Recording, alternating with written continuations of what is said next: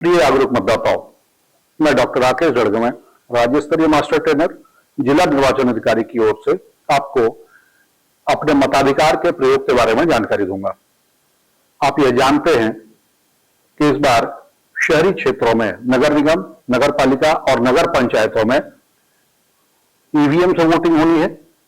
EVM से आप सब परिचित हैं, लोकसभा और विधानसभा में आप लोगों ने उससे वोट डाला है, लेकिन इस बार एक बदलाव यह होगा कि आप जब वोट डालने जाएंगे तो आप 2 पदों के लिए, मेयर या अध्यक्ष के लिए और पार्षद के लिए मतदान करेंगे। तो आपको यह जानकारी होनी चाहिए कि आपके मतदान की प्रक्रिया क्या होगी, आप 2 वोट एक मशीन में कैसे डालेंगे।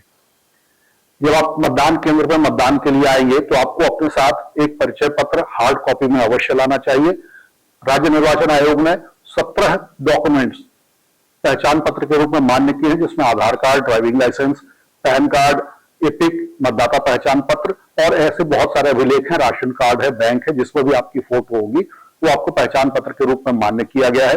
पहचान पत्र हमेशा हार्ड कॉपी में लेकर के आए, कभी भी मोबाइल में नहीं लेंगे। मोबाइल मतदान केंद्र के भीतर अलाउड नहीं है और इसलिए मोबाइल के भीतर अगर कोई पहचान पत्र है तो अगर मोबाइल अलाउड नहीं है तो हम उस पहचान पत्र को भी नहीं देखेंगे। तो अपने पहचान पत्र लेकर के आए।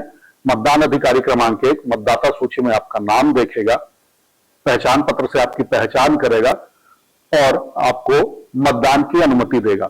दूसरे नंबर का मतदान अधिकारी रजिस्टर में आपका विवरण अंकित करेगा, आपकी उंगली पर स्याही लगाएगा और आपको हस्ताक्षर या अंगूठा लगाने के लिए कहेगा।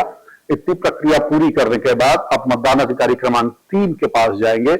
मतदान अधिकारी क्रमांक 3 के पास यह कंट्रोल यूनिट होगी जिससे वह बैलेट जारी करेगा।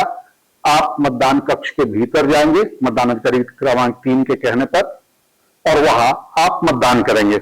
अगर आपके लिए मत जारी कर दिया गया है तो जो आप देखेंगे तो सबसे पहले मतदान अधिकारी क्रमांक 2, इसके बाद आपको मतदान अधिकारी क्रमांक 3 के पास भेजेगा। मतदान अधिकारी क्रमांक 3 द्वारा कहने के बाद आप मतदान कक्ष के भीतर जाएंगे। वहां आप पाएंगे कि आपके लिए बैलेट बटन जब जारी कर दिया गया है तो इस बैलेट यूनिट का हरा बटन जलता होगा, यानी आप वोट दे सकते हैं। अंदर आप जाकर के देखेंगे तो मतपत्र जो लगा हुआ है 2 हिस्से में होगा। ऊपरी हिस्सा सफेद होगा अध्यक्ष या महापौर पद के लिए और नीचे का हिस्सा जो पार्षद के लिए होगा वह गुलाबी रंग का होगा। आपको दोनों पदों के लिए मतदान करना है। जहां अध्यक्ष और पार्षद लिखा हुआ है उसके सामने के बटन ढके हुए होंगे, उससे आप मतदान नहीं कर सकते हैं। जहां कैंडिडेट्स के नाम लिखे हुए हैं उनके सामने के बटन खुले हुए हैं, जहां आप मतदान कर पाएंगे। सबसे नीचे लाल रंग का बटन है एंड बटन, जिसका उपयोग सामान्यतः आपको नहीं करना है। आप मतदान कक्ष के भीतर जाते हैं, आप किसी भी पद के लिए पहले मतदान कर सकते हैं। आप चाहे तो पहले पार्षद के लिए वोट डालें, चाहे तो पहले मेयर के लिए वोट डालें, उससे कोई फर्क नहीं पड़ेगा।